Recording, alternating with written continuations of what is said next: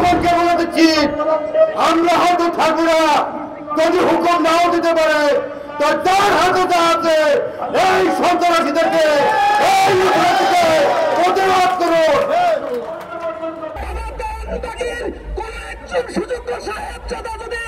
আমাদেরকে অনুমতি দেয়, আমরা এদেশের শাহাদাত বরণ না করা পর্যন্ত রাজপথ ছাড়ব না।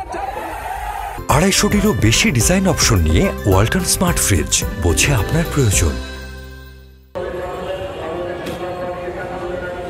আমরা এর প্রতিকার চাই এবং আমরা এটা প্রতিহত করে দেখতে চাই। আমরা চাই না যে আমরা ব্যক্তিগত দরবারের কথা শুনে এখানে করি। আমরা সকলে মিলে একই জিনিস করতেছি, সেটা হচ্ছে এর সুষ্ঠু সমাধান, এর প্রতিকার, এটাকে প্রতিহত করবে আমাদের দেশের সরকার। এটাই আমরা চাচ্ছি। আছেন না কই?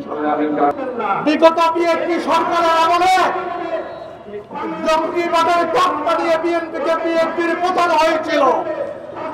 এটা আপনার জন্য সতর্ক বার্তা, জঙ্গিবাদ নির্মূল করেন। জঙ্গিবাদ একটা জঙ্গলি মতবাদ, ওরা কোনো আইনের শাসনে মানে না। ওই জঙ্গিবাদের বিরুদ্ধে আমাদের বিপ্লব, আমাদের আন্দোলন। আজকে আমরা সমবেত হয়েছি বিভিন্ন দরবার থেকে। আশিকে রাসূলবৃন্দ সাথে আমাদের একটাই দাবি, জঙ্গিবাদ নির্মূল করতে হবে। আপনাদেরকে আমরা বলে দেই, আপনারা আমাদের মাজারের উপরে যে অন্যায় অত্যাচার শুরু করছেন, ভেবে দেখেন এর গজব অতিবর্য তরিতেই হবে। এই গজব থেকে আপনারা রেহাই পাবেন না। তার ধর্ম শেষে করেন। আপনাদের মতো আমরা রাস্তায় রাস্তায় ভিক্ষা করি না। কোন মাজারের কোন লোক রাস্তায় ভিক্ষা যাবে না। কোন মাজারের লোক মাদ্রাসার নাম দিয়ে ব্যবসা করে না। হুঁশিয়ার, বাংলার জনগণকে বলে দিচ্ছি, আমরা হয়তো থাকবো না, যদি হুকুম নাও দিতে পারে তার হাতে আছে এই সন্ত্রাসীদেরকে প্রতিবাদ করুন।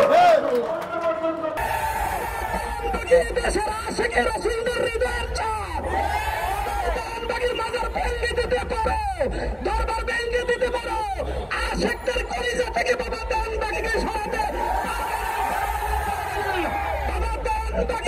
কোন একজন সুযোগ্য সাহেব চাঁদা যদি আমাদেরকে অনুমতি দেয়, আমরা এদেশের শাহাদাত বরণ না করা পর্যন্ত রাজপথ ছাড়ব না। আল্লাহ পাক উহুদ যুদ্ধের শহীদদের ব্যাপারে নাজিল করছেন। কাফেররা ওই মাজারের মধ্যে যাইয়া শহীদদেরকে বলতেন, আপনারা মারা গেছেন, তোমরা মারা গেছো, আমরা এখন জীবিত আছি। আল্লাহ পাক আমাদেরকে তোমাদেরকে মৃত্যুবরণ দান করছেন, আমরা এখনো জীবিত আছি, আমরা দুনিয়ার সুখ ভোগ করতে পারতেছি। এই পরিপ্রেক্ষিতে আয়াত নাযিল হয়েছিল ওয়ালা তাকুলু এবং লিমায়াকতুলু ফি সাবিলিল্লাহি আমওয়াত বাল আহইয়াউন, এবং তাদেরকে মৃত বলো না যারা আল্লাহর রাস্তায় ফি সাবিলিল্লাহি কতল হয়ে গেছে। যদি তোমরা বুঝো না, যারা আল্লাহর ওলিদেরকে মৃত মনে করে তারা ওই আয়াত অনুসারে আল্লাহর পক্ষে না বিপক্ষে?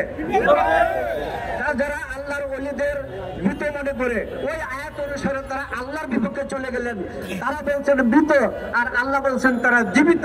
কাজে আল্লাহর আয়াতে বিরোধিতা গেলে তারা মুসলমান থাকে কিনা? যেহেতু আয়াতটা নাযিল হয়েছে কাফেরের জন্য, কাজী এই আয়াতটা যদি কোনো মুসলমানের ক্ষেত্রে ব্যবহার করে সে হবে কাফের। আল্লাহ বলেছে, আমার বন্ধু অলির সাথে যুদ্ধ ঘোষণা করে আমি আল্লাহর সাথে যুদ্ধ করব। আল্লাহর সাথে যুদ্ধ করে পার পাবে এমন ব্যক্তি তো পৃথিবীতে নাই। তাহলে আল্লাহ নবীর মাজার আল্লাহই রক্ষা করবে, আমরাও ছিলাম।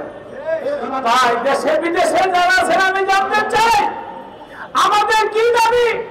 আমরা কারো কাছে বেতন চাই না, ভাতা চাই না, কিচ্ছু চাই না। আমার যে দাবি এই দাবি আপনারও। আর আমাদের ভাইয়া মাতার অলিগণের কখনো মরণ হয় না।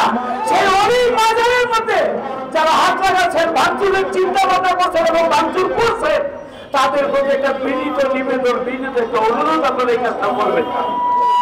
আমি আজকে বক্তব্য হাতে তালি চাই না, আমি বাহবা চাই না। আমি চাই অলির পক্ষে যদি আপনি না দাঁড়ান, একদিন রোজ হাসরের মাঠে এই অলির কাছে আপনার জবাব দিতে হতো। আরেকটা কথা আমি বলতে চাই, 3 মাসের যারা আছে, আমরা যেভাবে মানব বন্ধন করতেছি, অনেকে ভাবতেছেন 10 মিনিট করে চলে যাব, কেউ ফোন দিচ্ছে বাসায় আয়া করতেছি, এইভাবে মানববন্ধন করলে যারা মোদীর দরবার ভাঙতেছে তাদের পর্যন্ত আপনারা পৌঁছাইতে পারবেন না। তাহলে কি করতে হবে? আমাদের ঐক্যের প্রয়োজন আছে। সারা বাংলাদেশের বাউল পীর মাশায়েখ তরিকার লোক যারা আছে, আমরা এমন ভাবে আন্দোলন করবো, অবস্থান করবো, যতক্ষণ পর্যন্ত আমাদের এই একটা দাবি সরকার না মানবে ততক্ষণ পর্যন্ত আমরা জায়গা থেকে উঠবো না।